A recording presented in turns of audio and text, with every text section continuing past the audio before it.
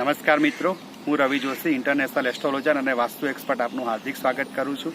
મિત્રો, ચતુર્માસ કેવો રહેશે આપના માટે અને કેવા પૂજા પ્રયોગ કરવાથી આપ આપના ભાગ્યમાં વધારો કરી શકો છો, એ સિરીઝમાં આજે આપણે મકર રાશિની વાત કરીશું. સૌપ્રથમ, મકર રાશિની વ્યક્તિઓ માટે આર્થિક રીતે સારું રહે, ધનથી ફાયદો થાય, નવો બિઝનેસ ચાલુ કરી શકો છો. અને એવું મિત્રો એવું કહેવાય છે કે ધન જે છે એ બધું જ તો નથી, પણ ઘણી બધી સમસ્યા ધન દ્વારા દૂર કરી શકાય છે. તો સૌથી મહત્વનું મકર રાશિ માટે એ જ છે કે તેમને આર્થિક રીતે બહુ જ સારો એવો ફાયદો થઈ શકે છે. નવા ધંધાની શરૂઆત થઈ શકે છે, પરંતુ નવો ધંધો શરૂ કરતી વખતે કોઈ જૂનો ધંધો અથવા જૂના બિઝનેસ અથવા જૂનો કોઈ જોબ હોય એને છોડવાની નથી, એને ચાલુ રાખવાની છે, એને કન્ટિન્યુ રાખવાની છે. એની સાથે કોઈ નવા ધંધાને તમે ચાલુ કરી શકો છો. સારા એવા મુહૂર્તમાં તમે ચાલુ કરી શકો છો. દર શનિવારે યથાશક્તિ ગરીબોને દાન આપવું જોઈએ, દાનમાં ભોજન કરાવવું જોઈએ. હું વારંવાર કહું છું કે ભાઈ, દાનમાં સૌથી ઉત્તમ દાન ભોજન છે, તો ગરીબોને યથાશક્તિ આ ભોજનનું દાન કરાવી શકો છો. આ કરવાથી આપણા જીવનમાં કોઈ સમસ્યા હશે અથવા ગ્રહોને લગતી કોઈ સમસ્યાથી આપ પીડાતા હો તો અવશ્ય દૂર થશે. મિત્રો, ત્યાર પછીની વાત કરીએ કુંભ રાશિની. કુંભ રાશિ માટે ભાગ્યકારક છે. હા, શનિની પનોતી ચોક્કસ છે. શનિની પનોતી હોવાને કારણે આપે જે છે એ થોડું ધ્યાન રાખવાનું છે, મોટા નિર્ણયો ટાળવાના છે. પરંતુ હવે ધીરે ધીરે શનિ જેમ જેમ આગળ વધે છે એમ આપના માટે ફાયદાકારક નીવડશે. શનિનો છેલ્લો તબક્કો આપના માટે લાભદાયી હોય છે. એવું કહેવાય છે કે પાપ ગ્રહો છેલ્લે આપણને કંઈક ને કંઈક ફાયદો કરીને આપતા હોય છે. કંઈક આપણને એવી ગિફ્ટ આપીને જાય છે જે આપણા જીવનમાં બહુ ઉપયોગી હોય છે. કંઈક આપણને એવો સબક શીખવાડીને જાય છે જે આપણને લાંબા ગાળા માટે ખૂબ જ ઉપયોગી સાબિત થાય છે. તો શનિદેવ આપને ચોક્કસપણે કોઈક શુભ સમાચાર આપશે, સારા એવા પ્રમાણમાં જે છે તમને ધન આપશે અને તમારા ભાગ્યમાં વધારો કરશે.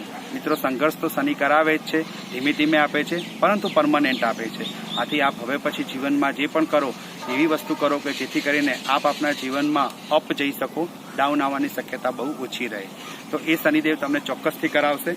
છતાં પણ કોઈ પ્રોબ્લેમ હોય તો દર શનિવારે હનુમાન ચાલીસા હનુમાનજીના મંદિરે દાનમાં આપવી જોઈએ. 1, 3, 5 આવી રીતે એકી સંખ્યામાં આપણે હનુમાન ચાલીસા છે હનુમાનજીના મંદિરે મૂકવાની છે.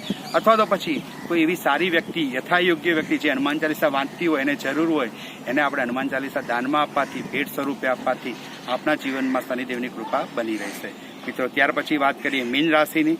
મીન રાશિ માટે સારા સમાચાર પ્રાપ્ત થાય, શુભ સમાચાર પ્રાપ્ત થાય, આર્થિક રીતે સારું રહે. યાત્રા કરતી વખતે થોડું ધ્યાન રાખવાનું છે. યાત્રા કરતી વખતે દહીં અને ખાંડ મિશ્રિત કરી અને યાત્રા કરતા પહેલા ખાંડ અને દહીંનો જે છે એ પ્રસાદ સ્વરૂપે આરોગ્ય બને છે, જેથી યાત્રા સફળ રહે છે. યાત્રામાં આવતા વિઘ્નો દૂર થાય છે. કોઈપણ યાત્રા કરતા પહેલા એ બાબતનું ધ્યાન રાખવાનું છે કે આપ જે યાત્રાએ કરવા જાઓ છો એ ધંધાને લગતી હોય તો ત્યાંના ક્લાયન્ટને એકવાર પહેલા ફોન દ્વારા અથવા કોઈ પણ રીતે એમને મુલાકાત જે છે એ ગોઠવી અને ત્યારબાદ યાત્રાએ જવું જોઈએ. બની શકે કે આપના જે ક્લાયન્ટ છે એ ત્યાં જેના માટે તમે જઈ રહ્યા છો યાત્રાએ, કદાચ એ ક્લાયન્ટ તમને ત્યાં મળે પણ નહીં. તો આવું બની શકે છે મીન રાશિ માટે. તો એનું ધ્યાન રાખવાનું છે, પહેલેથી કન્ફર્મ કરીને જવાનું છે. મિટિંગ, એપોઇન્ટમેન્ટ જે પણ લેવાનું હોય એ ફિક્સ કરી અને પછી જ યાત્રા કરવી જોઈએ. જો કોઈ જગ્યાએ ફરવા જવાનું હોય તો હોટલ બુકિંગ ને એ બધું પહેલેથી અગાઉથી એડવાન્સ બુકિંગ કરાવી દેવું જોઈએ.